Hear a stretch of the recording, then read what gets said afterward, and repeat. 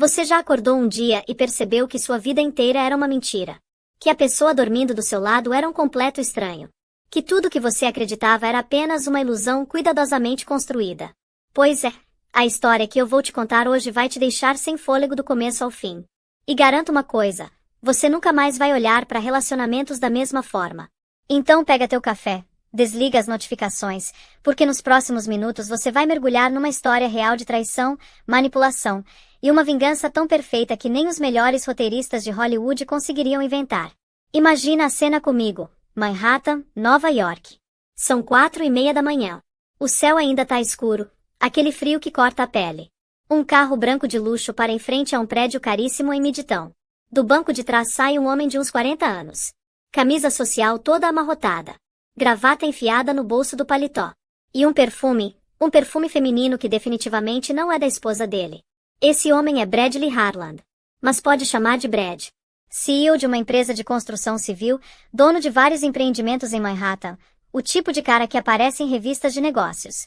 Rico, poderoso, confiante e completamente podre por dentro. Brad entra no lobby do prédio dele sem nem olhar pro porteiro. O iPhone dele tá apitando no bolso. 3 ligações perdidas. Da esposa. Ele sorri. Aquele sorrisinho cínico de quem sabe que tá fazendo merda mas não se importa. Porque a esposa dele. A Madison, ou Maddi, como todo mundo chama, ela é enfermeira. Trabalha plantões noturnos insanos no pronto-socorro. Chega em casa exausta. Mal consegue manter os olhos abertos, quanto mais questionar onde o marido passou a noite. E Brad explorava isso. Ele sabia que Maddi estava sempre cansada demais para questionar. Sempre ocupada demais para desconfiar. Sempre dedicada demais para imaginar que o homem que ela amava era capaz de. Bom, vamos chegar lá. Naquela noite específica, Brad tinha passado horas no Plaza Hotel. Sabe aquele hotel super chique onde celebridades ficam? Pois é. Ele tinha alugado uma suíte. Champanhe francês. Vista panorâmica da cidade. E companhia. Uma garota chamada Chloe Artman. Chloe tinha 26 anos. Loira, ambiciosa, trabalhava na empresa do Brad em relações públicas. Mas o papel dela ia muito além de PR. Ela era amante oficial. E Brad tinha prometido a ela tudo que homem casado promete, que ia se divorciar em breve, que ela era o amor da vida dele, que eles iam construir o futuro juntos. Mentiras. Todas mentiras. Mas Chloe acreditava. Ou fingia acreditar. Porque na verdade, ela tinha seus próprios planos. Planos que envolviam muito mais do que apenas ser a namoradinha secreta de um CEO. Naquela noite, eles beberam. Muito. Depois de várias garrafas de vinho e uns uísques, Brad decidiu que ia dirigir de volta para casa. Chloe entrou no carro com ele. Estavam rindo, bêbados, irresponsáveis. E foi aí que aconteceu. Umas 2 da manhã. Rua meio vazia em Lower Manhattan. Brad estava dirigindo rápido demais. Distraído. E de repente, bum! O carro bateu em algo. Ou melhor, em alguém. Brad pisou no freio. O coração dele disparou. Chloe gritou. Eles olharam pelo retrovisor e viram uma figura caída no chão. Um homem. Sangrando. E sabe o que Brad fez? Ele hesitou por uns 3 segundos. Olhou para Chloe. Ela estava pálida, em pânico. E então ela disse algo que mudou tudo. Continua dirigindo. Continua. Ninguém viu. Se você parar agora, você perde tudo. E Brad obedeceu. Ele acelerou. Deixou o homem ali, sangrando no asfalto frio.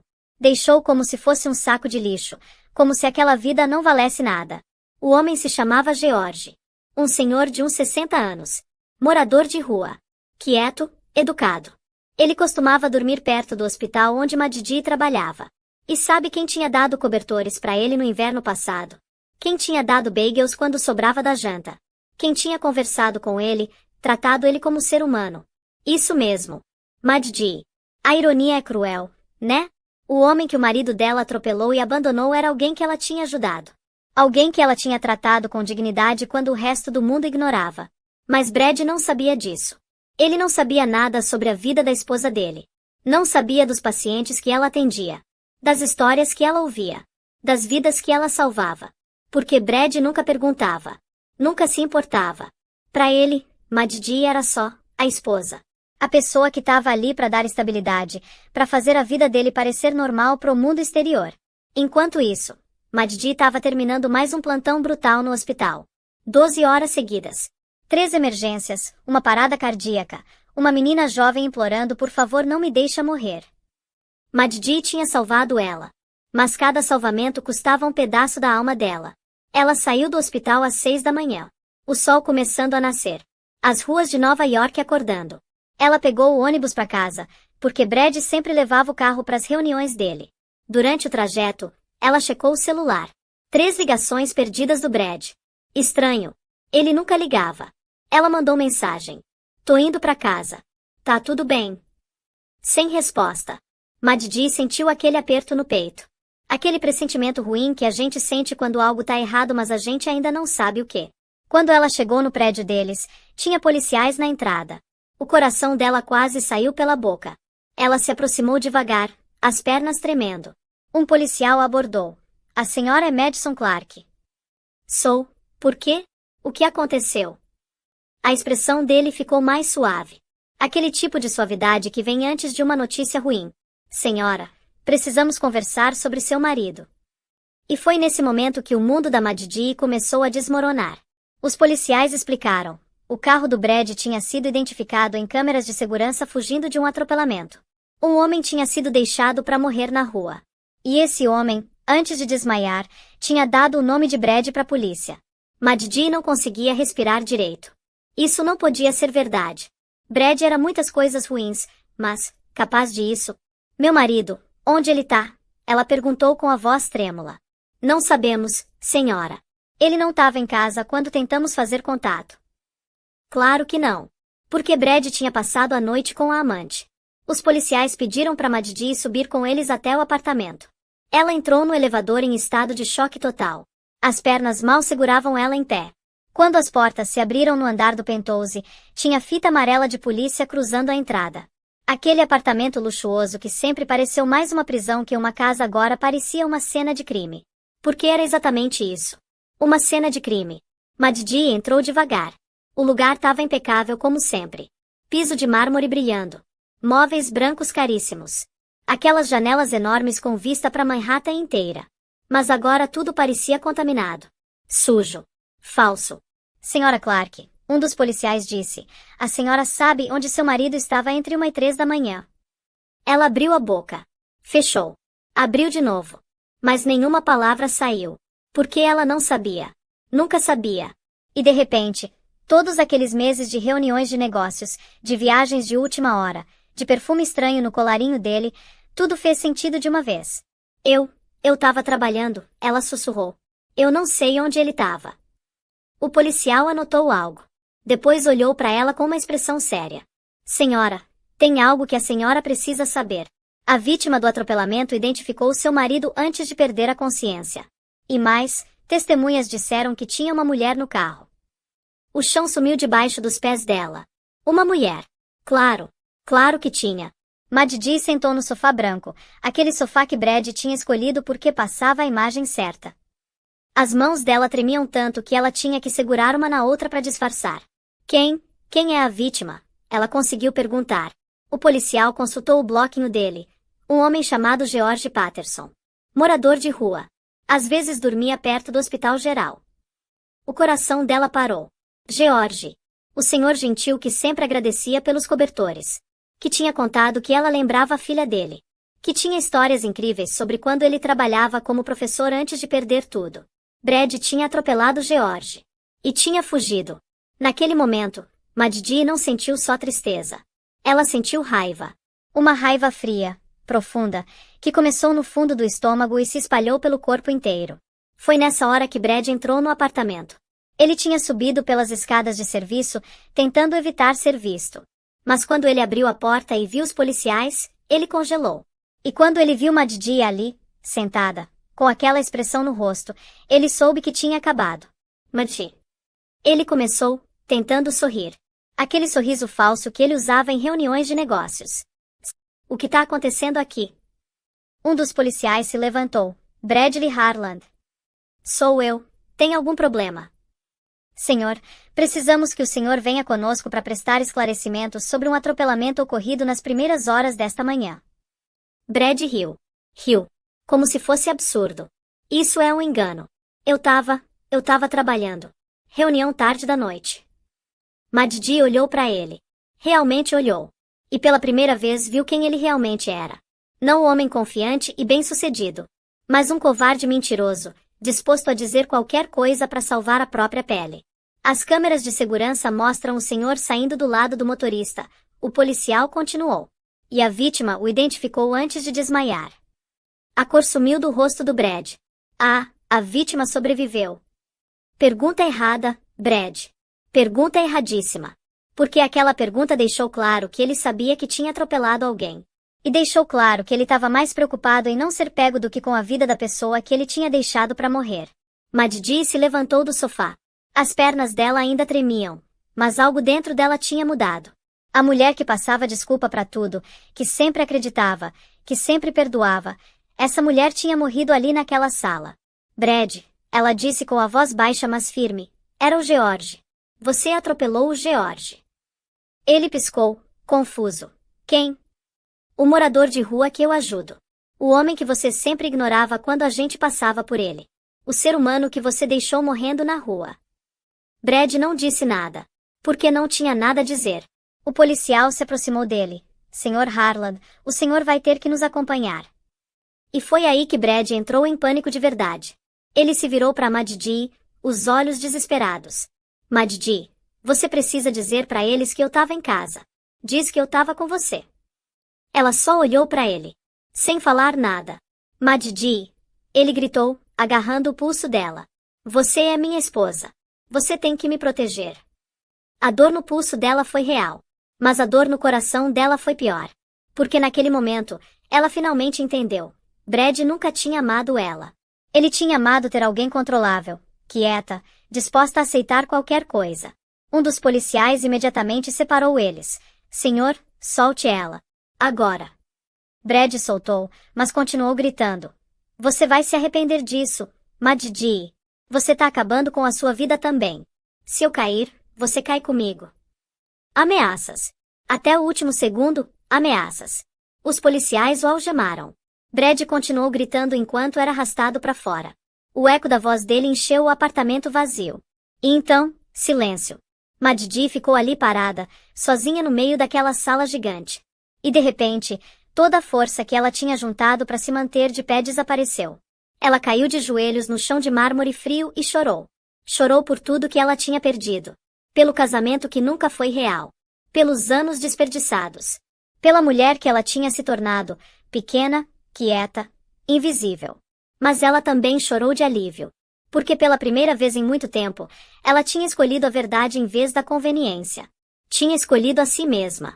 E isso, meu amigo, isso foi só o começo. Porque enquanto Maddi estava ali no apartamento processando tudo, outra pessoa estava entrando em pânico absoluto do outro lado da cidade. Chloe Artman. Chloe tinha acordado sozinha no quarto do Plaza Hotel, a cabeça explodindo de ressaca. Ela checou o celular. Nada de Brad. Ligou para ele. Direto para a caixa postal. Ligou de novo. E de novo. Até que finalmente ela viu as notícias. CEO de construtora preso após atropelamento e fuga. O sangue dela congelou. Ela tinha estado no carro. Ela tinha mandado ele continuar dirigindo. Se a polícia descobrisse isso, ela estava ferrada.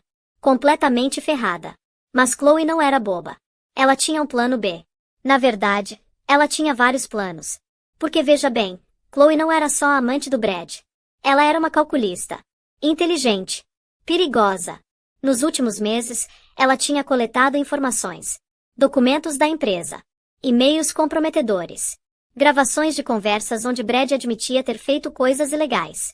E o melhor de tudo, ela tinha descoberto que alguns dos documentos fraudulentos tinham assinatura da Maddi. Anos atrás, quando Brad estava começando a empresa, ele tinha pedido ajuda da Maddi com papelada. Ela, confiante, tinha assinado sem ler tudo direito, achando que estava só ajudando o marido. Mas Brad tinha usado essas assinaturas em contratos falsos, em transações duvidosas. E se tudo viesse à tona, Maddi podia ser considerada cúmplice. Chloe sabia disso. E ela ia usar essa informação como arma. Ela pegou o celular e mandou uma mensagem para Maddi. De um número anônimo. Você deveria ter mentido para a polícia. Mulheres como você não sobrevivem a escândalos assim. Maddi recebeu a mensagem algumas horas depois, quando finalmente tinha saído do apartamento e ido pro hospital checar o George. Ela leu, releu, e sentiu um calafrio subir pela espinha. Alguém estava ameaçando ela. E ela tinha certeza de quem era.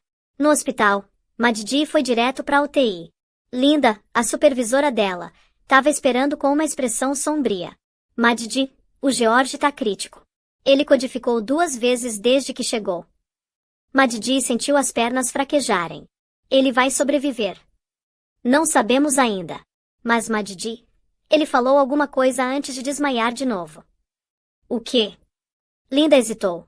Ele disse que tinha uma mulher no carro. E que ela gritou pro motorista continuar. O mundo girou. Então era verdade. Chloe tinha estado lá. E ela tinha incentivado Brad a fugir. Foi nesse momento que Jordan Pierce apareceu.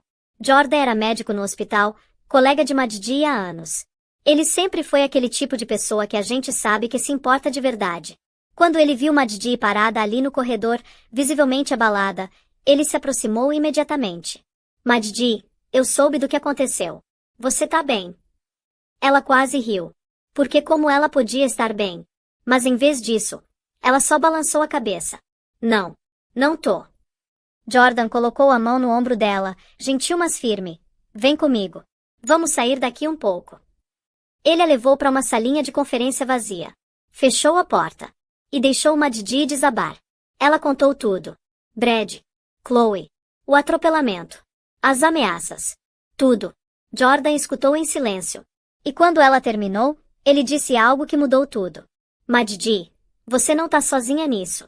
E eu não vou deixar ela te machucar. Mas ela tem provas de coisas que eu assinei anos atrás sem saber. Então a gente vai provar que você foi manipulada, Jordan disse com convicção. A gente vai expor ela antes que ela exponha você. E foi aí que Jordan revelou algo importante. Semanas atrás, o pessoal do hospital tinha interceptado acidentalmente uma ligação do Brad para Chloe que tinha sido roteada pela rede do hospital. Eles tinham salvado a gravação. Nessa gravação, Chloe estava chantageando Brad, ameaçando expor ele se ele não pagasse. E Brad admitia ter falsificado documentos usando o nome da Maddi. A gente tem prova, Maddi, Jordan disse. Prova que você foi vítima, não cúmplice. Pela primeira vez desde que tudo tinha começado, Maddi sentiu uma centelha de esperança. Mas a batalha estava longe de terminar. Porque Chloe não ia desistir fácil. Naquela mesma noite, ela foi até a casa de um conhecido dela que trabalhava com tecnologia. E ela pediu algo específico. Um vídeo deepfake da Maddi. Deepfake, para quem não sabe, é uma tecnologia que usa inteligência artificial para criar vídeos falsos super realistas. Pode fazer parecer que alguém disse ou fez algo que nunca aconteceu. Chloe pediu um vídeo da Maddi bêbada, dizendo coisas horríveis sobre o George. Dizendo que não se importava que Brad tinha atropelado ele. Que morador de rua não valia nada. O cara fez o vídeo. E ficou assustadoramente convincente. Chloe tinha a arma perfeita. Se ela soltasse esse vídeo, a reputação da Maddi seria destruída instantaneamente. Não importaria se era fake. As pessoas iam acreditar. Porque as pessoas sempre acreditam no escândalo. Enquanto isso, Jordan tinha levado Maddi para um lugar seguro. A propriedade de Samuel Grant. Grant era um empresário poderoso, bilionário, ex-sócio do Brad até Brad ter tentado passar a perna nele anos atrás. Grant nunca tinha esquecido. E quando ele soube que a Maddi precisava de proteção contra Brad e Chloe, ele ofereceu ajuda imediatamente. Ninguém machuca uma mulher inocente enquanto eu puder impedir, Grant tinha dito com aquela autoridade natural dele. A propriedade dele ficava fora da cidade. Uma mansão enorme cercada por segurança de nível militar. Câmeras em todos os cantos. Guardas 24 horas. Maddi finalmente se sentiu segura. Foi lá que Evelyn Brooks apareceu. Evelyn era advogada, especialista em casos de fraude corporativa e violência doméstica. E ela tinha uma dívida com Maddi. Anos atrás, Maddi tinha salvado o marido dela no pronto-socorro. Vamos acabar com isso, Evelyn disse, abrindo a pasta dela cheia de documentos. Vamos separar você legalmente do Brad. Vamos provar que você foi manipulada. E vamos fazer Chloe pagar pelo que ela fez. E o plano começou a tomar forma. Mas Chloe não estava parada. Ela descobriu onde Maddi estava escondida. E numa noite, ela foi até a propriedade do Grant. As câmeras de segurança captaram tudo. Chloe escalando o portão. Andando pelos jardins. deixando coisas estratégicas, tipo a pulseira de aniversário da Maddi, que ela tinha roubado do apartamento em algum momento. Ela queria que Maddi soubesse: eu posso te alcançar onde quer que você esteja. Mas Chloe cometeu um erro. Um erro crucial. Ela foi até os portões da propriedade. E começou a gritar. Ameaças. Xingamentos.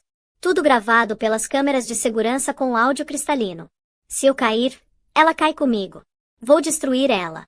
Juro que vou. Os seguranças a detiveram. E quando a polícia chegou, tinham provas suficientes para prender Chloe por invasão, perseguição, ameaças e muito mais. Mas o melhor ainda estava por vir. Quando analisaram o celular da Chloe, encontraram os vídeos de deepfake que ela tinha criado. Encontraram mensagens dela chantageando Brad. Encontraram tudo. E com isso, mais as gravações que Jordan tinha conseguido, o caso virou completamente. Brad foi acusado de atropelamento e fuga, fraude, lavagem de dinheiro. Chloe foi acusada de extorsão, perseguição, falsificação digital, tentativa de obstrução da justiça. E Maddi? Maddi foi completamente inocentada. Todos os documentos que ela tinha assinado foram considerados fraude cometida contra ela, não por ela. O julgamento foi rápido. Brad e Chloe tentaram jogar a culpa um no outro, mas as provas não mentiam. Os dois foram condenados. Brad pegou 8 anos. Chloe pegou 6. E Maddi ficou livre. 2 semanas depois do julgamento, Maddi se mudou para um apartamento novo. Não era mais aquele penthouse gelado em Manhattan. Era um lugar menor, aconchegante, no Brooklyn Heights. Janelas que deixavam o sol entrar. Um espaço que finalmente parecia dela. Jordan a ajudou a se mudar. Ele carregou caixas, montou móveis, trouxe pizza para jantar. Enquanto eles comiam sentados no chão do apartamento ainda vazio, Maddi percebeu algo. Ela estava feliz. Genuinamente feliz pela primeira vez em anos. Obrigada, ela disse pro Jordan. Por tudo. Ele sorriu. Eu não fiz nada de especial. Fez sim. Você ficou. Você lutou por mim quando ninguém mais estava olhando. Jordan colocou a pizza de lado e se virou para ela. E então ele disse algo que ela nunca ia esquecer. Maddi, eu preciso te falar uma coisa. Eu me importo com você. Já faz muito tempo. E eu sei que você tá se curando, eu sei que é cedo. Mas quando você estiver pronta, se você algum dia estiver pronta, eu quero a chance de te amar do jeito que você sempre mereceu ser amada. O coração dela pulou. Mas não de medo. De esperança. Eu acho que eu já tô pronta, ela sussurrou. E pela primeira vez em tanto tempo, Maddi permitiu que alguém se aproximasse. Não por obrigação. Não por medo de ficar sozinha. Mas porque ela quis. O beijo foi suave, gentil, cheio de promessas não ditas. E quando eles se separaram, os dois estavam sorrindo. Nos meses seguintes, a vida da Maddi se transformou completamente. Grant criou uma fundação no nome dela, a Fundação Madison Clark, dedicada a ajudar mulheres em situações de abuso emocional e manipulação financeira. Maddi virou porta-voz, contando sua história para inspirar outras pessoas. George se recuperou. Levou meses de fisioterapia, mas ele sobreviveu. E Maddi visitou ele toda semana. Ela ajudou ele a encontrar moradia, trabalho, dignidade. Maddi e Jordan construíram um relacionamento devagar, com respeito, com honestidade. Sem pressa. Sem jogos. Só 2 pessoas se conhecendo de verdade. E o melhor de tudo? Maddi olhava no espelho e reconhecia a mulher que estava ali. Não uma versão pequena e assustada dela mesma. Mas alguém forte. Alguém que tinha sobrevivido. Alguém que tinha escolhido a verdade mesmo quando era difícil. A vingança dela não foi ruidosa. Não foi violenta. Foi simplesmente viver bem. Foi reconstruir. Foi provar que pessoas ruins podem tentar te destruir, mas elas não conseguem se você se recusar a ser destruída. Agora, deixa eu falar direto contigo por um minuto. Essa história, por mais específica que seja, fala sobre algo muito maior. Fala sobre aqueles momentos na vida quando a gente percebe que está vivendo uma mentira. Quando a gente olha no espelho e não reconhece mais quem está ali. Eu sei que tem gente assistindo isso agora que está passando por algo parecido. Talvez não envolva polícia ou amantes ou atropelamentos. Mas tem gente presa num relacionamento que suga toda a energia. Num emprego que mata a alma. Numa vida que foi construída para as expectativas dos outros, não para os sonhos próprios. E se esse é você, escuta aqui com atenção. Você não precisa aceitar migalhas. Você não precisa aceitar mentiras. Você não precisa ficar num lugar que te faz sentir pequeno só porque é familiar, só porque sempre foi assim. Maddi passou anos se culpando, achando que ela não era boa o suficiente, que ela estava exagerando, que ela precisava tentar mais. Mas o problema nunca foi ela. O problema era quem escolhia diminuí-la. Marco Aurélio, o filósofo estoico, escreveu: o obstáculo no caminho se torna o caminho. Tudo que Maddi passou, toda dor, toda traição, toda humilhação, transformou ela. Não quebrou. Fortaleceu. E levou ela para uma vida muito melhor do que ela tinha antes. Se você tá no meio da tempestade agora, segura firme. Porque do outro lado tem sol. Tem paz. Tem uma versão sua que você ainda não conhece, mas que vai te surpreender. Eu sei que parece assustador escolher a si mesmo. Largar um relacionamento ruim, sair de um emprego tóxico, cortar laços com gente que te machuca, parece um salto no escuro. Mas sabe o que é mais assustador? Olhar para trás daqui 20 anos e perceber que você desperdiçou sua única vida sendo infeliz para manter outras pessoas confortáveis. Não faz isso com você mesmo. Maddi mereceu mais. E conseguiu. Você também merece. E também vai conseguir. Porque vingança não é sobre destruir quem te machucou. Às vezes a melhor vingança é simplesmente viver bem. É reconstruir. É escolher felicidade quando o mundo esperava que você quebrasse. Essa é a vingança silenciosa. A vingança que ninguém vê vindo. A vingança que muda absolutamente tudo. Então, se essa história tocou você de alguma forma, se te fez pensar, se te fez sentir algo, deixa aquele like. Compartilha com alguém que precisa ouvir isso. E se inscreve no canal. Porque a gente tá aqui para contar mais histórias assim. Histórias que curam. Histórias que fortalecem. Histórias que lembram você que nunca tá sozinho nessa jornada. E sabe de uma coisa? A parte mais bonita dessa história toda não foi ver Brad e Chloe pagando pelo que fizeram. Não foi ver a justiça sendo feita, embora isso tenha sido importante. A parte mais bonita foi ver Maddi renascendo. Porque olha só, tem uma coisa sobre trauma que poucos falam. A gente sempre espera que depois da tempestade venha aquela paz instantânea, aquele alívio imediato. Mas não é assim que funciona. Cura é um processo lento, cheio de idas e vindas. Teve noites que Maddi acordou suando frio, com pesadelos sobre Brad gritando com ela. Teve dias que ela se pegou checando o celular obsessivamente, esperando mais mensagens ameaçadoras. Teve momentos que ela duvidou de si mesma, pensou: será que eu exagerei? Será que eu destruí tudo à toa? Mas toda vez que esses pensamentos vinham, ela lembrava de uma coisa simples: a verdade. A verdade é que Brad tinha atropelado um homem e fugido. A verdade é que ele tinha passado anos manipulando ela. A verdade é que Chloe tinha tentado destruir ela com mentiras. E a verdade, meus amigos, não precisa de validação. Ela simplesmente é. Jordan foi fundamental nesse processo. Ele não tentou consertar ela. Não tratou ela como coitadinha. Ele só ficou presente. Nos dias bons e nos ruins. Quando ela queria companhia e quando ela precisava de espaço.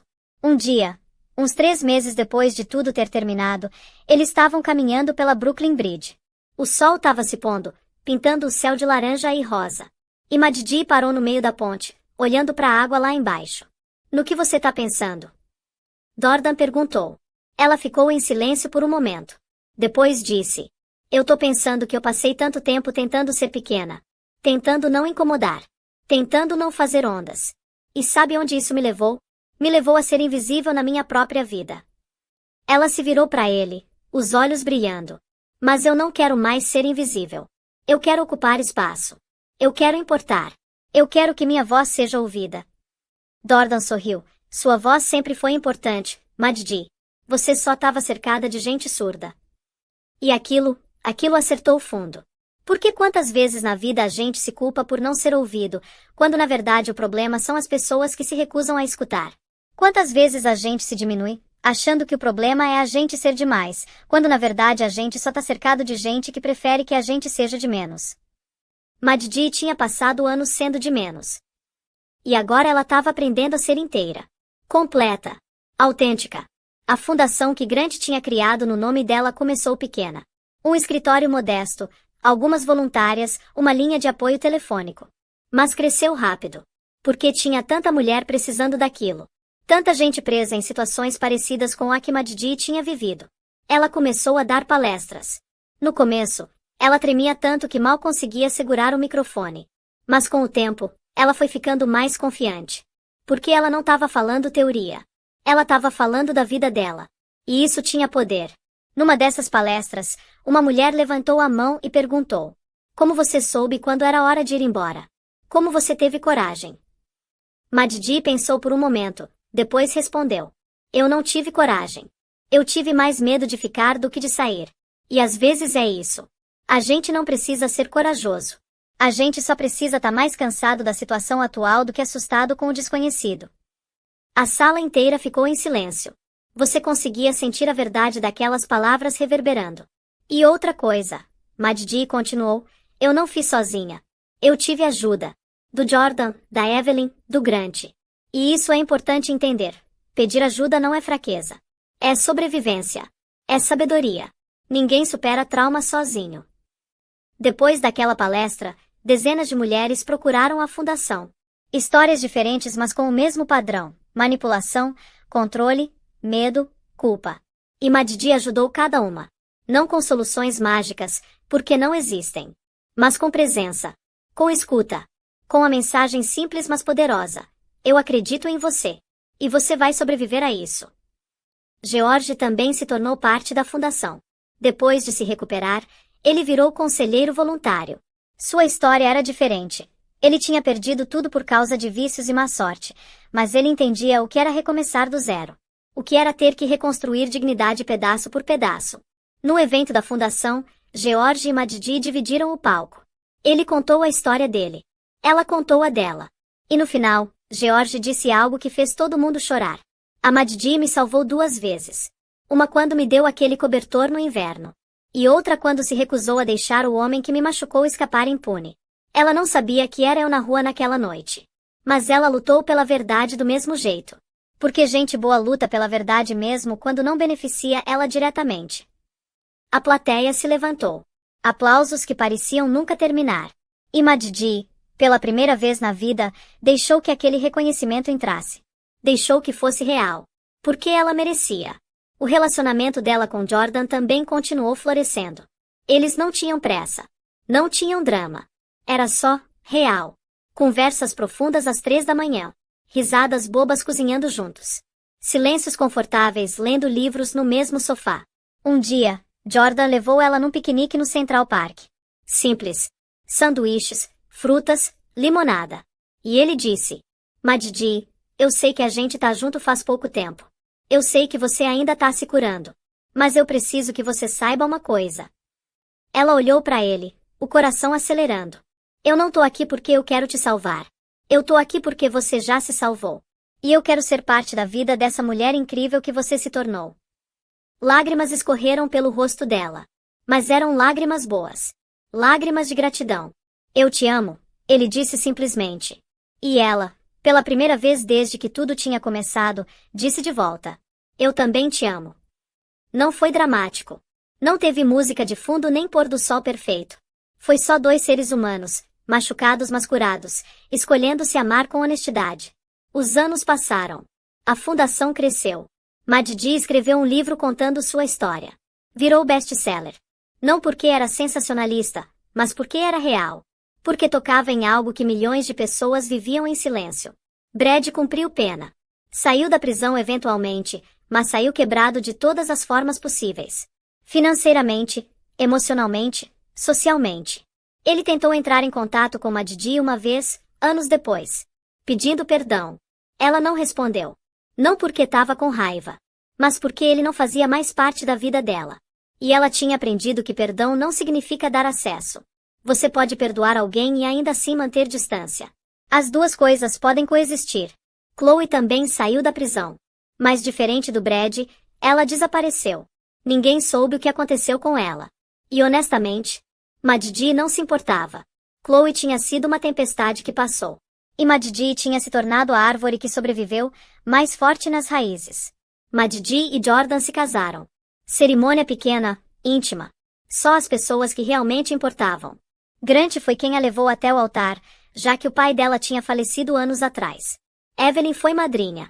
George estava na primeira fileira, chorando mais que todo mundo. E quando Maddi disse eu aceito dessa vez, ela sabia exatamente o que estava aceitando. Não uma ilusão. Não uma promessa vazia, mas um parceiro de verdade. Eles tiveram filhos. 2. E Maddi criou eles com a promessa de nunca ensinar eles a serem pequenos. Nunca ensinar eles a aceitar menos do que mereciam. Nunca ensinar eles que amor verdadeiro machuca. Porque amor verdadeiro não machuca. Pode desafiar. Pode exigir crescimento. Mas não machuca. Não diminui. Não controla. Hoje, Maddi tem 50 e poucos anos. Cabelos grisalhos que ela usa com orgulho.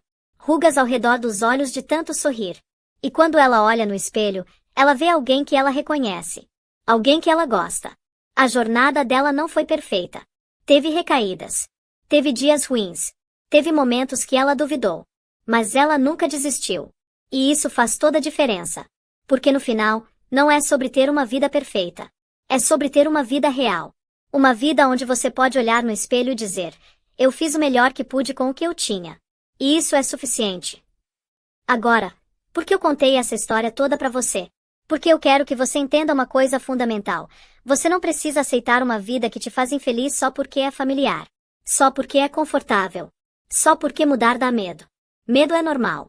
Medo é humano. Mas viver uma vida inteira em algo que te mata por dentro só pra evitar esse medo. Isso não é viver.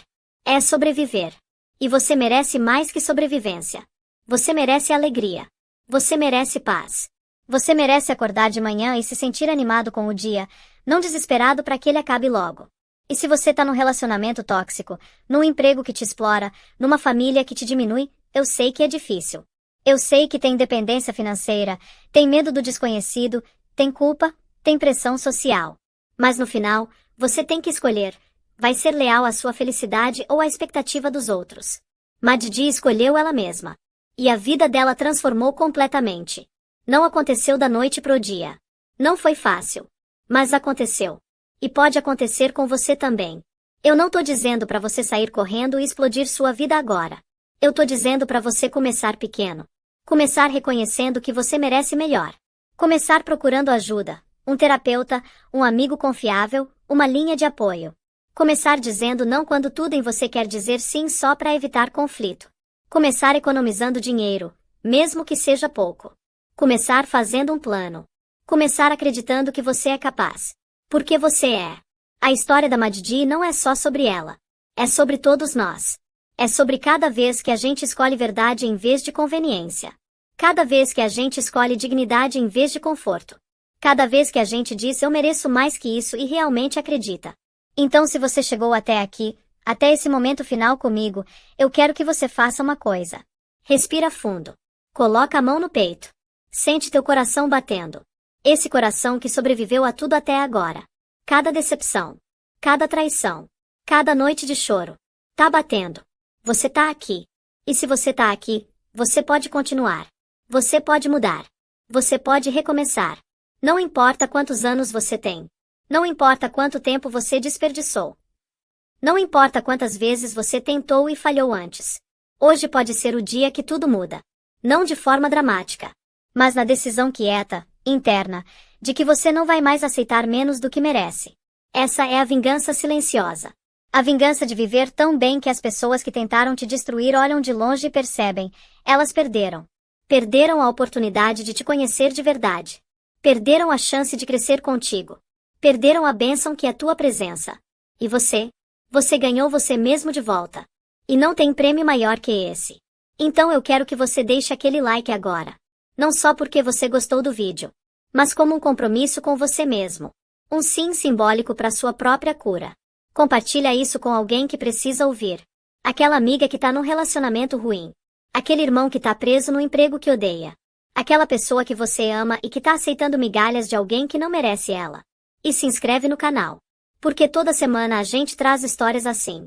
Histórias reais, cruas, honestas. Histórias que não romantizam sofrimento mas celebram sobrevivência. Ativa o sininho. Vem fazer parte dessa comunidade de gente que entende que a vida pode ser difícil, mas a gente não precisa passar por ela sozinho. E me conta nos comentários, qual parte dessa história mais tocou você? O que você tá passando agora? Como a gente pode te apoiar? Porque aqui não é só um canal. É uma família. Uma família de sobreviventes. De lutadores. De gente que se recusa a desistir. E você faz parte disso agora. Até o próximo vídeo, meu amigo. Cuida de você. Escolhe você.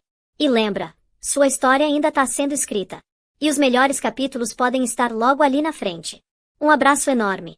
E que você tenha coragem de ser feliz, mesmo quando for assustador. Especialmente quando for assustador. Tchau. Você já parou para pensar no que passa pela cabeça de alguém que simplesmente abandona a própria esposa grávida no meio de uma nevasca? Tipo, não estamos falando de esquecer a carteira em casa ou deixar de buscar alguém no aeroporto. Estamos falando de literalmente deixar uma mulher prestes a dar à luz, sozinha, no frio congelante das montanhas de Wyoming, enquanto uma tempestade histórica transforma tudo ao redor em um pesadelo branco. E o pior? Ele achou que conseguiria se safar dessa. Achou que a neve cobriria seus rastros, que ninguém descobriria, que ele simplesmente desapareceria com o amante enquanto a natureza fazia o trabalho sujo por ele. Mas sabe o que ele não contava? Que um caçador experiente, daqueles que conhecem cada centímetro daquelas montanhas, ia passar exatamente por aquele lugar. Que esse homem ia encontrar Hannah a tempo. Que ela não só ia sobreviver, mas ia expor cada mentira, cada traição, cada mensagem podre que ele trocou planejando a morte dela. Agora, respira fundo comigo. Porque essa história vai te deixar gelado por dentro de um jeito que não tem nada a ver com a temperatura lá fora. É sobre sobrevivência, sobre descobrir que a pessoa que você mais confiava é capaz das piores monstruosidades. E principalmente, sobre justiça sendo servida do jeito mais satisfatório possível. Antes de a gente mergulhar de cabeça nisso, me conta, que horas são aí onde você tá? De qual lugar do Brasil, ou do mundo, você tá assistindo? Joga nos comentários, velho. Adoro saber quem tá acompanhando essas histórias malucas com a gente. Beleza? Vamos lá. Última semana de inverno em Wyoming. Aquele tipo de silêncio que só existe antes de uma catástrofe natural. Sabe quando o mundo parece segurar a respiração? Era exatamente isso. Os alertas meteorológicos piscavam em todas as TVs desde a manhã, berrando para as pessoas ficarem em casa, não saírem de jeito nenhum. Uma nevasca histórica estava chegando, e quem conhece o Wyoming sabe que quando eles dizem histórica, não é exagero não. Hannah Miles estava na janela da sala, observando os primeiros flocos de neve começarem a cair mais grossos, mais densos. Uma mão apoiada nas costas, a outra descansando na barriga enorme de 39 semanas de gravidez. Cara, ela estava exausta. A noite anterior tinha sido um inferno de cólicas e contrações que simplesmente não davam trégua. O médico tinha avisado. O bebê estava prontinho para nascer. Podia ser a qualquer momento. E não eram mais aquelas contrações leves que ela sentia semanas atrás. Essas eram pesadas, deliberadas, como se o corpo dela tivesse ligado um cronômetro interno dizendo: é agora. Ela tentou respirar fundo, se acalmar. A casa rangia com o vento lá fora. A neve já começava a rodopiar pela varanda como se fosse um aviso. Hannah pegou o celular, pensando em ligar para o médico, mas antes que pudesse discar, Ita apareceu no corredor com o casaco nas mãos. Ele se movia rápido, determinado, do jeito que ele só fazia quando estava agitado ou quando tinha acabado de contar uma mentira gorda. Hannah não queria acreditar nisso, mas o pensamento veio mesmo assim. Ela empurrou para baixo e tentou focar na respiração. Ethan disse que tinha visto o radar meteorológico e que a tempestade estava ficando cada vez mais forte. Insistiu que esperar mais seria perigoso demais. Falou que precisavam sair imediatamente, dirigir até o hospital em Jackson antes que as estradas ficassem intransitáveis. Ele tentou soar preocupado, mas alguma coisa estava estranha. A voz dele não tinha aquela urgência natural que você espera de alguém com medo pela esposa. Parecia ensaiado. Mecânico. Calmo demais. Hannah não tinha forças para questionar. Outra contração atravessou o abdômen dela e a forçou a segurar na cadeira com força. Ela concordou com a cabeça, confiando que pelo menos chegar no hospital era melhor que ficar ali parada, indefesa. Ethan pegou a bolsa dela, ajudou a calçar as botas e a guiou até o carro na garagem. O ar gelado bateu no rosto dela assim que saiu de casa. O vento carregava pedacinhos afiados de gelo que ardiam na pele. Ela subiu no banco do passageiro, puxando o cinto com as mãos tremendo. O motor roncou e os faróis cortaram a parede de neve que já rodopiava violentamente. Ethan acelerou rápido. Rápido demais. Os pneus chiavam sobre a fina camada de gelo que começava a se formar na estrada.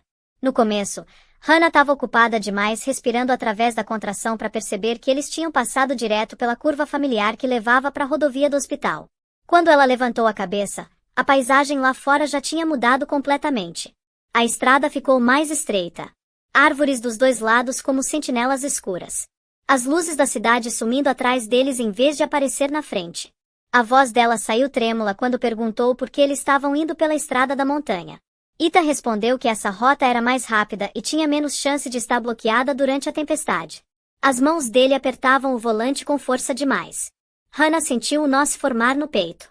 Alguma coisa estava muito errada. O ar dentro do carro parecia mais pesado que a nevasca lá fora. A neve engrossou ao redor deles. A visibilidade despencou.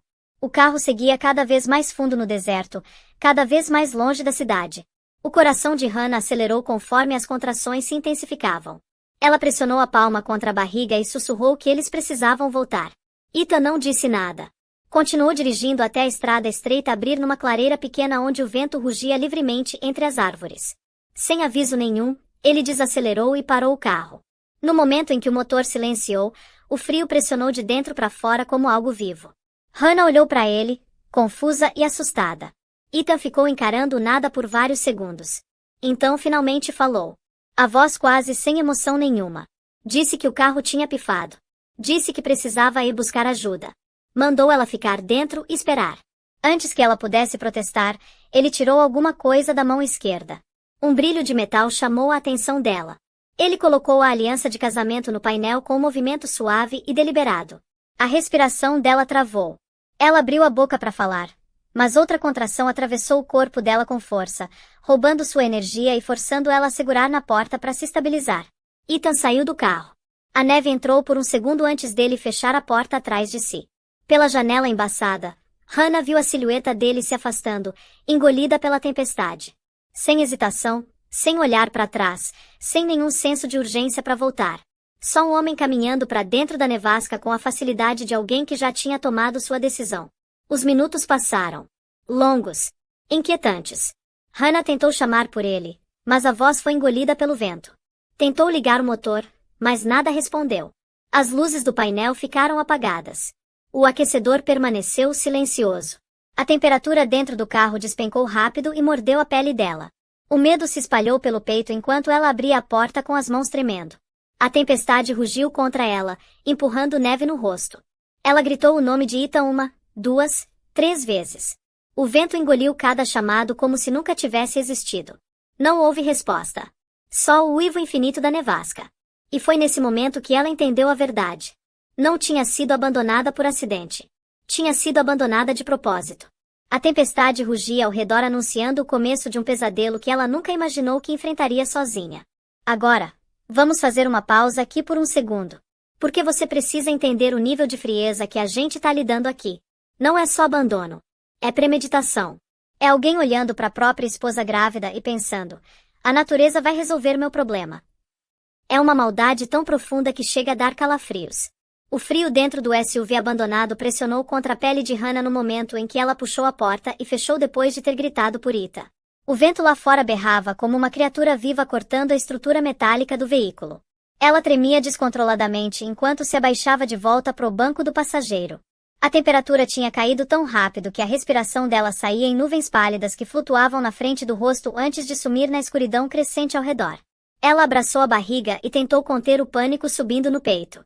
O corpo se sentia pesado, fraco, e a dor profunda de outra contração apertou por dentro, espremendo a respiração em golfadas curtas. Ela se inclinou para frente e apertou o botão de ignição, desesperada pro aquecedor voltar à vida. Mas o painel permaneceu completamente escuro. Nenhum som, nenhum clique, nenhuma luz. Apertou de novo, depois uma terceira vez, os dedos tremendo enquanto percebia que o motor não estava respondendo de jeito nenhum. O pulso começou a acelerar. Ela tinha ouvido o motor funcionando mais cedo, e não tinha mostrado nenhum sinal de problema. Não queria acreditar, mas um pensamento arrepiante rastejou na mente dela. Alguma coisa estava errada com o próprio carro, não só com o tempo. A respiração ficou irregular enquanto ela procurava no compartimento pequeno perto dos joelhos. Lembrava que Ethan tinha se inclinado em direção à parte inferior do painel antes de sair. O coração dela apertou quando a possibilidade se formou. Alcançou sob o painel com as mãos tremendo e sentiu ao redor buscando qualquer coisa solta ou fora do lugar. As pontas dos dedos roçaram no encaixe vazio onde deveria ter um fusível. A realização bateu com clareza brutal. Ethan tinha removido. O carro não estava quebrado. Estava desabilitado. Ele tinha feito isso intencionalmente. Um arrepio violento desceu pela espinha que não tinha nada a ver com o frio. Ela tentou a ignição de novo, mesmo sabendo que não ia ajudar. O silêncio dentro da cabine envolveu ela como uma mão gelada. Lágrimas embaçaram a visão enquanto pressionava a palma firme contra a barriga. A contração que veio em seguida foi mais profunda que a última, afiada o suficiente para roubar o ar dos pulmões. Ela se curvou para frente com um grito de dor, tentando respirar através da onda até que finalmente afrouxasse. Sentou devagar, limpando a umidade dos cílios.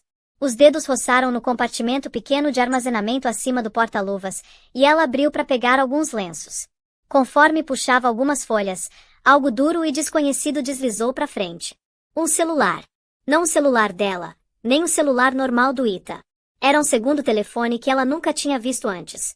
O pulso latejava nos ouvidos enquanto pegava. A tela piscou e ganhou vida quando o polegar roçou a superfície. Dezenas de mensagens não lidas encheram a tela. A primeira abriu automaticamente. Os olhos dela percorreram as palavras com horror crescente. Era de Lídia. A mulher que ela tinha suspeitado uma vez, mas nunca teve forças para confrontar. A mensagem dizia: "Hoje a noite é perfeito. A tempestade vai esconder tudo. Ela não vai sobreviver a isso." Outra mensagem seguiu.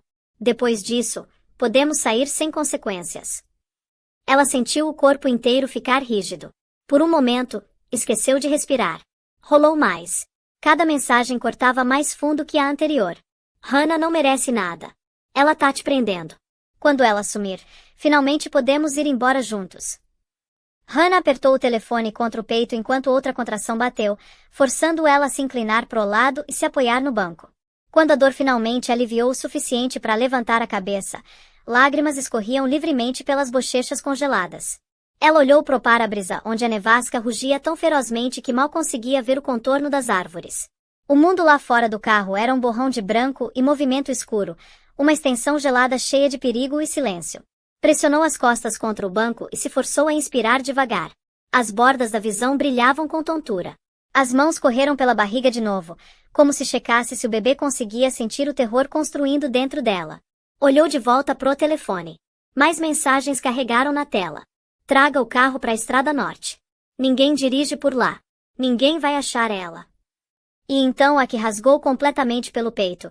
"Ela é fraca demais para sobreviver ao frio. Esse é o único jeito." Tudo dentro dela recuou. Sentiu náusea. Pressionou o telefone contra a testa, balançando a cabeça em descrença, mesmo que a verdade fosse impossível de negar agora. Ita não tinha trazido ela ali por segurança. Tinha trazido ela ali para morrer.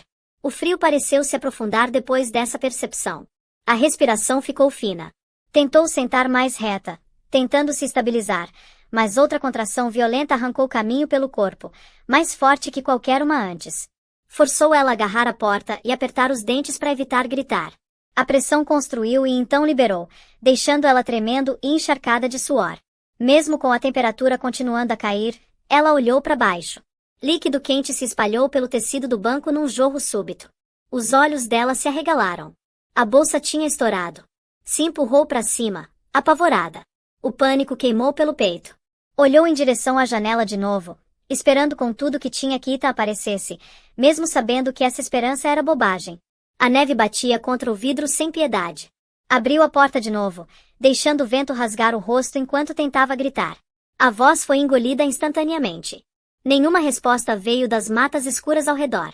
Ela se agarrou à estrutura da porta enquanto outra contração apertava dentro com força impiedosa. A força estava sumindo. O frio penetrava mais fundo nos ossos. Puxou-se de volta para o banco do passageiro, curvando para frente instintivamente para aguentar a próxima onda de dor. O telefone escorregou das mãos e caiu no chão, a tela ainda brilhando. Ela olhou para baixo através da névoa de lágrimas. A verdade permanecia iluminada na frente dela. Ethan tinha deixado ela para morrer, e a tempestade lá fora estava se fechando rápido. Tava sozinha em trabalho de parto, sem calor, sem ajuda, e sem jeito de escapar do pesadelo que ele tinha criado para ela. Cara, imagina a cena. Você tá ali, lendo as mensagens do seu marido planejando literalmente a sua morte. Não é traição comum. É um nível de crueldade que a maioria das pessoas nem consegue compreender. E o pior? Ela tá em trabalho de parto. Sozinha. No frio congelante. Com a bolsa estourada. E aqui entra uma reviravolta que muda tudo. A tempestade tinha ficado tão violenta que a estrada da montanha não parecia mais uma estrada. A neve girava pelo ar em lençóis grossos empurrados pro lado por rajadas brutais que sacudiam cada galho e batiam em cada superfície exposta. O frio era do tipo que rasteja por baixo de roupas pesadas e finca agulhas afiadas de gelo. A maioria das pessoas em Wyoming teria ficado dentro de casa numa noite dessas. A maioria das pessoas saberia que se aventurar durante uma nevasca era pedir por problema. Mas Jack Turner não era a maioria das pessoas. Jack tinha vivido nas montanhas por mais de 30 anos. Tinha 58 anos, marcado pelo vento e sol, e carregava aquele tipo de estoicismo quieto que vem de uma vida passada em trilhas, florestas e dentro da pequena cabana de madeira que ele chamava de lar. Tinha saído da cabana mais cedo naquela tarde para checar as armadilhas que tinha colocado perto do penhasco. A tempestade chegou mais rápido que o esperado, forçando ele a encurtar a rota. Agora dirigia a velha picape cuidadosamente pela estrada sinuosa, tentando ganhar da pior parte da nevasca antes que a visibilidade caísse para zero. Os faróis empurravam através do branco rodopiante apenas o suficiente para ver alguns metros à frente. Conforme contornou uma curva, uma forma fraca apareceu no lado direito da estrada. No começo, ele pensou que podia ser uma árvore caída, mas alguma coisa no contorno fez ele desacelerar. Inclinou-se para frente, apertando os olhos através da tempestade, e percebeu que era um veículo enterrado quase até as janelas em neve grossa impulsionada pelo vento. Jack resmungou baixinho e encostou. Pegou o casaco pesado e as luvas de lã, depois saiu pro vento congelante. Bateu nele como um golpe físico, forçando ele a se firmar antes de dar outro passo. A tempestade abafava cada som exceto o rugido do vento e o estalido da neve sob as botas. Aproximou do SUV devagar, o feixe da lanterna cortando os flocos rodopiantes. Quando chegou no lado do motorista, não viu ninguém dentro. A porta estava trancada e os bancos vazios. Circulou até o lado do passageiro e levantou a lanterna de novo. A respiração dele travou. Uma mulher estava desmaiada no banco da frente, a cabeça encostada na janela, os braços envolvidos fracos ao redor da barriga. O rosto pálido e tenso. Os lábios levemente azuis. Parecia mal consciente. Jack bateu na janela com força. Ela não reagiu. Puxou a maçaneta, mas a porta estava trancada, então usou o cotovelo para quebrar o vidro perto da borda. O estalo soou pequeno comparado ao poder do vento. Limpou os pedaços restantes, cuidadosamente alcançou dentro e destrancou a porta. Então inclinou para dentro da cabine e chamou a mulher, tentando reanimá-la. As pálpebras dela tremularam, mas não conseguiu falar. A respiração vinha em golfadas fracas e regulares. Ele tocou a testa dela. Tava gelada. Percebeu a umidade no banco debaixo dela e entendeu imediatamente o que significava. Ela estava em trabalho de parto. Tava congelando e não ia durar muito mais naquela condição. Jack deslizou os braços sob o corpo dela, levantando gentilmente mas firme contra o peito. Ela era mais leve que ele esperava, quase sem peso nos braços. Carregou ela pela tempestade em direção à picape, protegendo o rosto com o casaco o melhor que pôde. Quando chegou no lado do passageiro da picape, abriu a porta com dificuldade, depois a acomodou no banco com cuidado. Ela se mexeu levemente e murmurou algo que ele não conseguiu entender. Pegou o casaco grosso forrado de pele do banco de trás e envolveu ao redor dos ombros dela, enfiando as bordas sob os braços para manter o calor perto. Então subiu no banco do motorista e bateu a porta com força para manter a tempestade do lado de fora. A picape já estava quente com o aquecedor ligado no máximo. Jack aumentou ainda mais, direcionando as saídas de ar para ela. Observou ela por um momento, estudando o jeito que o peito subia e descia. Tava respirando, mas mal. Os cílios tremiam como se lutasse contra a vontade de escorregar para a inconsciência. Falou com ela de novo, perguntando o nome, perguntando se conseguia ouvir ele. Ela abriu os olhos pela metade, lutando para focar. Hannah, sussurrou, a voz quase inaudível, sumindo no rugido do vento lá fora. Jack acenou devagar. Fica comigo, Hannah. Vou te levar para a cidade. Engatou a picape e começou a manobrar de volta para a estrada. Os pneus deslizaram no gelo antes de pegar tração suficiente para se mover. Dirigiu com cuidado, mas rápido, sabendo que cada minuto importava. A tempestade empurrava contra a picape como uma força viva, tentando empurrar ela para fora da estrada. Jack manteve as mãos firmes no volante, guiando o veículo pelo caminho estreito de rastros fracamente visíveis. Olhou para Hannah de novo. Os olhos tinham fechado, mas a respiração continuava rasa e tensa. Ela segurava a barriga fracamente, os dedos se contraindo a cada contração. Jack sentiu uma pontada de urgência. Tinha feito parto de bezerros e assistido éguas no passado, mas isso era completamente diferente. Precisava levar ela para a clínica. Nada mais seria suficiente. A estrada se torceu e desceu conforme ele se aproximava do vale. A nevada engrossou. A visibilidade encolheu para apenas alguns metros. Jack se inclinou para frente, apertando a mandíbula, mantendo o foco no contorno escuro da estrada à frente. A picape tremeu contra o peso da tempestade, mas continuou se movendo. Depois do que pareceu uma eternidade, as primeiras luzes fracas da cidade apareceram na distância. Jack exalou uma respiração longa que não tinha percebido que estava segurando. Olhou para Hannah de novo, sussurrando: "Você vai conseguir. Só aguenta firme." Pressionou o acelerador um pouco mais forte, guiando a picape em direção àquelas luzes salvadoras, carregando Hannah pela tempestade em direção à chance que ela desesperadamente precisava. A noite ainda era feroz, mas o pior do isolamento tinha acabado. A ajuda estava esperando à frente. E aqui, meu amigo, a história toma um rumo completamente diferente. Porque esse não é só um conto sobre sobrevivência. É sobre justiça. É sobre um homem que achava que podia brincar de Deus e decidir quem vive e quem morre.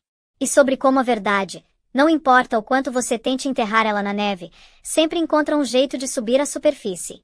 O calor do aquecedor da picape lentamente empurrou contra o frio que grudava na pele de Hannah. A respiração permanecia rasa, e as pálpebras tremulavam conforme ela flutuava entre consciência e exaustão. A tempestade lá fora ainda rugia contra as janelas, mas o ronco constante do motor criava uma sensação frágil de segurança. Jack Turner mantinha uma mão no volante e um olho nela, observando o jeito que as mãos ocasionalmente se contraíam pela dor rolando pelo corpo. Os lábios tremeram quando ela sussurrou algo fraco demais para ouvir, e ele se inclinou mais perto. "Hannah, consegue me ouvir?" ele perguntou, tentando manter a voz calma. A cabeça dela se moveu levemente, uma tentativa fraca de acenar. Com grande esforço, alcançou nas dobras do casaco pesado enrolado ao redor e puxou o segundo telefone que Ethan tinha escondido dela. Os dedos mal conseguiam manter o aperto enquanto segurava em direção a ele. Jack pegou o telefone com cuidado e olhou para a tela. Viu as mensagens não lidas e as conversas que ela tinha mencionado antes em fragmentos. A mandíbula dele se apertou conforme rolava pelas linhas mais recentes. As palavras que ele leu não o surpreenderam tanto quanto deveriam. Tinha vivido tempo suficiente nessas montanhas para saber do que as pessoas eram capazes quando consumidas por egoísmo e desespero. Ainda assim, ver as mensagens expostas tão claramente o atingiu de um jeito que poucas coisas tinham nos últimos anos. Havia instruções sobre levar ela para a estrada da montanha. Detalhes sobre a fraqueza dela e o frio. Até comentários sobre transferências de dinheiro e um plano de fuga. O nível de crueldade fez o estômago dele revirar. Desacelerou a picape brevemente e virou a tela do telefone em direção à luz fraca da cabine. As mensagens revelavam tudo: a traição, o plano, a intenção. Não conseguia acreditar que um homem escolheria tal caminho sobre a própria família. Olhou para Hannah de novo. Ela estava tremendo, se de frio, medo ou dor ele não conseguia dizer. Os olhos abriram um pouco, procurando no rosto dele por qualquer sinal de raiva, descrença ou dúvida. Jack balançou a cabeça devagar e falou com uma voz firme que carregava o peso da convicção dele. "Ninguém deixa uma mulher grávida numa tempestade de Wyoming. Ninguém. Não aqui. Nunca." A certeza no tom pareceu aliviar algo dentro dela. Hannah exalou tremulamente, deixando os olhos caírem fechados de novo, como se confiasse que não estava mais completamente sozinha. Jack colocou o telefone no porta-copos e apertou o volante com força. Pressionou o acelerador mais forte, determinado a tirar ela das montanhas antes que a tempestade piorasse ainda mais. "Cara, tem algo sobre a honra de gente do interior, sabe? Daquelas pessoas que vivem pela palavra e pelo código não escrito de que você não abandona quem precisa de ajuda." Jack era exatamente esse tipo de homem. E graças a Deus por isso. Quando finalmente chegaram na clínica, a movimentação foi instantânea. Enfermeiras correram. Médicos gritaram ordens. Hannah foi colocada numa maca e empurrada pelo corredor com urgência coordenada. Jack ficou parado ali, observando pelas janelas estreitas conforme trabalhavam nela. E foi ali, naquele corredor, que ele tomou uma decisão. Pegou o telefone e o entregou direto pro xerife Briggs quando ele chegou. Sem hesitação. Sem dúvida. Só a certeza de que aquilo precisava chegar nas mãos certas. O xerife Briggs era do tipo que você quer do seu lado quando as coisas ficam sérias. Veterano, experiente, com aquele olhar que já viu de tudo mas ainda se surpreende com a capacidade humana para a crueldade. Quando ele rolou pelas mensagens, a expressão endureceu gradualmente até que parecia que a mandíbula ia quebrar de tanta tensão. Sussurrou algo para os deputados, que imediatamente se afastaram para começar o processo formal de coletar evidências. Briggs agradeceu Jack com um aperto de mão firme e disse que começaria a investigação imediatamente. E a investigação foi exatamente o que aconteceu. Porque enquanto Hannah lutava pela vida na sala de emergência, Ita e Lydia estavam aconchegados num quarto de hotel, bebendo vinho, rindo, completamente convencidos que tinham se safado. Até que a notícia passou na TV. Última hora. Uma mulher local foi encontrada viva após ficar presa na nevasca. A mulher, identificada como Hannah Miles, está recebendo tratamento de emergência na clínica de Jackson. O sorriso de Lydia congelou no rosto. Ethan sentou reto de repente, quase derrubando o copo. Lydia alcançou o controle com dedos tremendo e aumentou o volume. A repórter continuou explicando que Jack Turner tinha encontrado Hannah numa estrada de montanha e que as autoridades estavam investigando como ela tinha sido deixada lá. O peito de Ethan subia e descia rapidamente. A descrença dele se transformou rapidamente em raiva. Ela deveria ter morrido lá fora. Isso não pode estar acontecendo. Ela deveria ter morrido. Lydia olhou para ele, medo alargando os olhos. O que vamos fazer? Eles vão saber. Vão ver as mensagens. Precisamos ir agora. Ethan passou a mão pelo cabelo, apertando tão forte que os nós dos dedos ficaram brancos.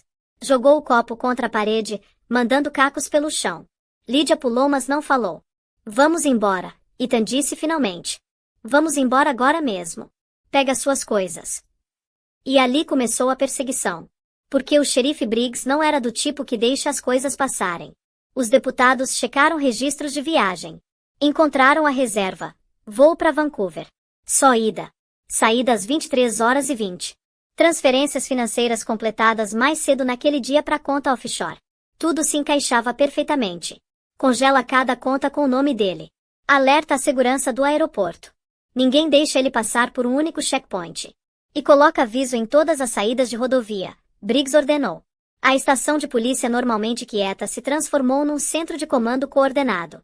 Cada membro trabalhando com senso de urgência. Enquanto isso, Ita e Lydia corriam pro SUV no estacionamento do hotel. A neve grudava nos casacos conforme lutavam contra o vento cortante. Ita nem se preocupou em limpar a neve dos vidros. Simplesmente limpou o gelo suficiente para ver a estrada e acelerou o morro abaixo. Eles vão nos parar, Lydia sussurrou. O aeroporto, a polícia, eles sabem agora. Não se chegarmos lá primeiro, Ita estourou. Vamos sumir antes que alcancem. Mas o que ele não sabia? Que 2 carros de patrulha já tinham tomado posição na estrada principal saindo da cidade. Luzes apagadas por enquanto, mas motores já roncando, prontos para se mover no momento em que o SUV de Ethan fosse avistado. A perseguição tinha começado. E a tempestade continuava furiosa. Agora, deixa eu te contar o que aconteceu quando Ethan tentou passar pelas barricadas do aeroporto. Porque, cara, isso foi cinematográfico de um jeito que você não acredita. Ele estava dirigindo como um louco, convencido que podia furar o bloqueio. Lydia gritando pro ele parar. Oficiais berrando comandos. E então, crash. O SUV bateu direto na primeira barricada de metal, mandando ela rolar pro lado. Oficiais mergulharam para fora do caminho. Mas Ita não parou. Perdeu completamente o controle. O veículo derrapou pelo gelo, ricocheteou num divisor de concreto e se espatifou de frente nas portas de vidro largas do terminal principal. A explosão de vidro estilhaçando ecoou pelo salão cavernoso. A frente do SUV amassou para dentro, metal dobrando como papel. Alarmes começaram a tocar instantaneamente. Por um momento, tudo parou. Então o caos explodiu. Oficiais enxamearam os destroços. Cacos de vidro estalavam sob as botas. Um oficial de segurança quebrou a janela do motorista com a coronha da arma. Várias mãos alcançaram dentro, arrastando Ethan do banco. Ele lutou selvagemente, mas exaustão e impacto fizeram os esforços dele fracos e erráticos. Sangue escorria pela testa. A respiração saía em rajadas frenéticas.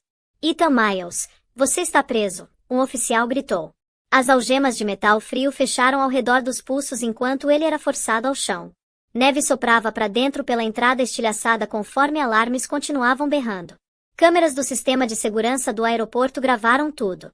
Viajantes assistiram por trás de pilares e máquinas de venda, atordoados pelo caos. Ita levantou a cabeça uma vez, olhos cheios de terror e descrença. justo quando o xerife Briggs empurrou pela multidão de oficiais para alcançar a cena. Briggs olhou para baixo para ele, respirando forte pela corrida pelo terminal. Acabou, o xerife disse. Você terminou de correr. E pela primeira vez, Ethan pareceu entender que era verdade. Mas a história não acaba aí, não. Porque agora vem a parte que realmente importa. A justiça. Ethan foi arrastado para a delegacia. Jogado numa sala de interrogatório. E ali, sob luzes fluorescentes frias, cada mentira foi desmontada uma por uma. Briggs colocou o telefone na mesa. Leu as mensagens em voz alta. Cada palavra. Cada plano. Cada detalhe cruel. Ethan tentou negar. Gritou que tudo era mal entendido. Culpou Lydia. Bateu na mesa. Mas as evidências não mentiam. As mensagens estavam ali. Claras. Irrefutáveis. Condenatórias. Depois do interrogatório, ele foi jogado numa cela. E aqui fica interessante. Porque presidiários em cidades pequenas sempre sabem do último escândalo local. E a história dessa noite já tinha se espalhado. No momento em que Ethan entrou no bloco de celas, os prisioneiros olharam para ele. Um se aproximou das grades, olhando com nojo. Você é o cara, o homem disse. O cara que deixou a esposa grávida numa nevasca. Outro prisioneiro se inclinou da beliche do outro lado. Vi no noticiário. Você deixou ela para morrer e fugiu com outra mulher. Uma onda de raiva se moveu pelo bloco. Prisioneiros se levantaram das beliches. As vozes ficaram mais altas, mais afiadas, mais agressivas. Antes que Ethan pudesse recuar, 3 prisioneiros empurraram para dentro da cela dele no momento em que um guarda virou as costas. O primeiro soco veio rápido e forte. Derrubou Ethan no chão. O segundo golpe acertou as costelas. O terceiro partiu o lábio. Ele gritou por ajuda, mas a tempestade de socos afogou cada som. A visão embaçou conforme dor irradiou pelo corpo. Os prisioneiros não mostraram misericórdia. Bateram nele até que ele mal conseguia se encolher, até que ficou sangrando e tremendo no chão de concreto. Quando os guardas finalmente intervieram, os prisioneiros recuaram, relutantemente murmurando ameaças conforme voltavam para as celas. Ethan foi levantado do chão e carregado para a enfermaria da cadeia. O rosto estava inchado. As costelas doíam a cada respiração. Sangue marcava o queixo. As mãos tremiam incontrolavelmente. Enquanto isso, Lydia enfrentava a própria queda na área de detenção feminina. Repórteres do lado de fora gritavam o nome dela conforme manchetes se espalhavam por cada tela. Fotos da segurança do aeroporto inundaram as redes sociais. Colegas de trabalho lançaram declarações denunciando ela. Membros da família se recusaram a atender as ligações. Ela sentou num canto da cela, balançando para frente e para trás, sussurrando que Hannah não deveria ter sobrevivido. Os olhos estavam selvagens e desfocados. Pânico se contorceu em algo instável e assustador. Loucura rastejou em cada palavra que ela falava. De volta à enfermaria, Ethan ficou deitado acorrentado na cama estreita, machucado, quebrado e despido de cada ilusão de controle que uma vez teve. A luz de segurança acima dele piscava suavemente, lançando um brilho frio pelo rosto surrado. Pela primeira vez, ele entendeu que tudo tinha realmente acabado. O próximo passo seria o tribunal. O ajuste de contas final tinha chegado. E cara, que ajuste de contas foi! O tribunal em Jackson encheu devagar conforme a primeira luz do sol do começo da primavera filtrou pelas janelas altas. Era o tipo de manhã que deveria ter parecido pacífica. O tipo de manhã que lembra as pessoas que o inverno finalmente estava soltando o aperto nas montanhas de Wyoming. Mas dentro do tribunal, o ar estava pesado com antecipação. Repórteres sussurravam entre si. Locais que tinham acompanhado o caso desde o começo sentavam rígidos nos assentos. A história de uma mulher abandonada numa nevasca tinha alcançado cada casa da região. E agora o capítulo final estava se desenrolando. Hannah entrou pela entrada lateral com movimentos deliberados e cuidadosos. O corpo ainda estava se recuperando de hipotermia e dias de tratamento médico, mas o espírito tinha se firmado em algo sólido. O xerife Briggs caminhava ao lado dela, protetor e vigilante. Do outro lado estava Jack Turner. O rosto marcado era solene, mas não havia nada além de força quieta na expressão. Ele não tinha deixado o lado dela desde a noite que a encontrou. Agora acompanhava ela para dentro da sala como um guardião silencioso. Conforme Hannah se aproximou da primeira fila, pessoas se moveram para fazer espaço para ela. Alguns ofereceram acenos simpáticos. Outros mantiveram os olhos baixos por respeito. Ela se sentou, inspirando devagar, deixando a calma do momento se instalar no peito. A porta da área de detenção abriu, e Ethan foi escoltado para dentro por 2 oficiais federais. O rosto ainda carregava hematomas da surra que tinha recebido dos prisioneiros. A mandíbula estava levemente inchada, e um corte cicatrizando se estendia pela bochecha. Os pulsos estavam presos na frente com algemas grossas. A postura curvava, não só pela lesão, mas pelo colapso de tudo que ele uma vez acreditou que controlava. Ele olhou em direção a Hannah, mas desviou o olhar rapidamente quando os olhos se encontraram. Vergonha e medo tremularam pelo rosto antes dele abaixar o olhar para o chão. O juiz entrou um momento depois e o tribunal se levantou. Quando todos sentaram de novo, a sessão começou com a voz firme do escrivão anunciando as acusações. Eram numerosas: tentativa de assassinato, abandono durante condições de risco de vida, conspiração, crimes financeiros, agressão com veículo e tentativa de evasão da aplicação da lei. A lista ecoou pela sala, cada palavra batendo como uma pedra jogada em água parada. A promotoria começou a apresentação. A promotora líder era uma mulher composta com olhos afiados e tom calmo. Moveu para o centro da sala segurando uma pasta que continha cada peça de evidência coletada nos últimos dias. Explicou a linha do tempo do crime. Descreveu a descoberta de Hannah na nevasca. Detalhou o resgate liderado por Jack Turner. Apresentou as mensagens recuperadas do telefone secreto de Ita. As conversas planejando o abandono, o voo reservado para Vancouver, as transferências offshore e a tentativa de destruir evidências. Cada detalhe foi exposto. O júri assistiu atentamente. Muitos se mexeram desconfortavelmente quando a promotora recitou as mensagens discutindo a tempestade como uma oportunidade de apagar uma vida. Até a expressão do juiz endureceu conforme a história se desenrolava. O xerife Briggs foi chamado para testemunhar em seguida. Descreveu a descoberta do telefone, a perseguição coordenada e a cena no aeroporto quando Ethan se espatifou no terminal. A voz permaneceu firme durante tudo, embora uma nota de raiva contida aparecesse quando ele recontou o momento que viu Ethan tentar dirigir pela barricada. As fotografias do acidente piscaram pelos monitores, o vidro estilhaçado, as barricadas danificadas, e os oficiais que por pouco evitaram lesões sérias. Cada imagem reforçou a pura brutalidade das ações de Ita. Depois que Briggs desceu, a sala cresceu silenciosa enquanto o escrivão chamou o nome de Hannah. Ela se levantou devagar, firmando com uma mão no corrimão de madeira. Jack se levantou como se fosse assistir ela, mas ela balançou a cabeça gentilmente. Queria caminhar sozinha. Cada passo que deu em direção ao banco de testemunhas parecia reclamar algo que Ethan tinha tentado roubar dela. Colocou a mão no corrimão, encarou o juiz e fez o juramento com uma voz clara e inabalável. Quando a promotora pediu que ela descrevesse o que aconteceu na estrada da montanha, Hannah começou falando suavemente. A voz tremeu no começo, mas cada frase ficou mais forte. Descreveu o frio, a escuridão, o momento em que Ita mandou ela esperar no carro, a percepção que ele não ia voltar, o medo de que não ia sobreviver, a dor de ler as mensagens dele, e o terror avassalador de entender que ele não só tinha traído ela mas planejado a noite em detalhe. A voz rachou só uma vez. Ela pausou, engoliu e continuou. Ninguém no tribunal se mexeu. Até os repórteres permaneceram parados, as mãos congeladas acima dos blocos de nota. Quando ela terminou, o juiz agradeceu com um aceno gentil, reconhecendo a coragem que levou para falar. O advogado de defesa, nomeado pelo tribunal, tentou desafiar a narrativa. Sugeriu que Ethan tinha agido impulsivamente. Argumentou que a tempestade tinha interferido com as intenções de Ita. Tentou retratar o crime como um momento de pânico em vez de um plano calculado. Mas as evidências eram avassaladoras. Cada argumento caiu por terra no momento em que a promotora lembrou o júri das mensagens que afirmavam claramente o que Ethan pretendia. Quando os argumentos finais concluíram, o juiz dispensou o júri para deliberar. Hannah voltou para o assento, e Jack descansou uma mão de apoio no encosto da cadeira dela. Minutos se estenderam em quase uma hora antes do júri entrar de novo no tribunal. O porta-voz se levantou. Consideramos o réu culpado. As palavras rolaram pela sala com finalidade. O juiz levou um momento antes de falar. O tom era firme. Sentenciou Ethan Miles a 35 anos em prisão federal. Suspiros flutuaram pela sala das pessoas que tinham acompanhado o caso. Ethan fechou os olhos como se absorvendo um golpe.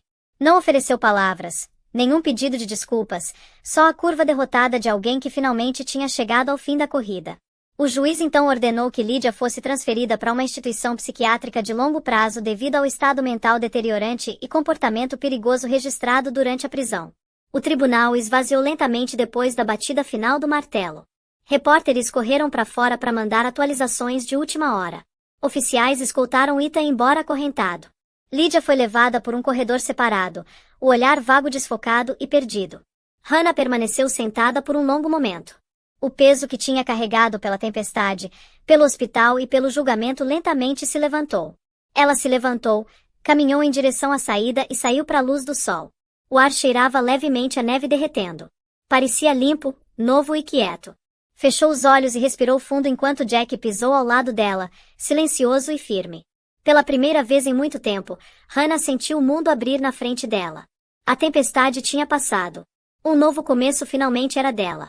E sabe qual a parte mais incrível de tudo isso? Hannah não só sobreviveu. Ela prosperou. Com a ajuda de Jack, que se tornou um amigo próximo e figura paterna, ela reconstruiu a vida dela do zero. O bebê nasceu saudável. A comunidade se uniu em torno dela. E Ita? Bem, ele teve 35 anos para refletir sobre as escolhas dele. Essa história não é só sobre uma mulher que sobreviveu a uma tempestade. É sobre uma mulher que sobreviveu ao pior que um ser humano pode fazer a outro. E mesmo assim encontrou força para se levantar, contar a verdade e ver a justiça sendo feita. Então, da próxima vez que você achar que pode se safar de algo terrível, lembra dessa história. Lembra que a verdade tem um jeito engraçado de vir à tona. Que sempre existe alguém como Jack Turner por aí, pronto para fazer a coisa certa. E que a natureza, por mais brutal que seja, às vezes trabalha a favor da justiça, não contra. Se você chegou até aqui, muito obrigado por assistir essa história incrível comigo. Foi uma jornada e tanto, não foi? Deixa o like aí se você gostou, se inscreve no canal para mais histórias que vão te fazer pensar, e me conta nos comentários, você acha que a sentença de 35 anos foi justa? Ou deveria ter sido mais? A gente adora ouvir a opinião de vocês. E lembra, não importa o quão fria seja a tempestade lá fora, a verdade sempre encontra um jeito de brilhar. Até a próxima, galera! Fiquem bem, fiquem seguros, e nunca subestimem a força de quem luta pela própria sobrevivência.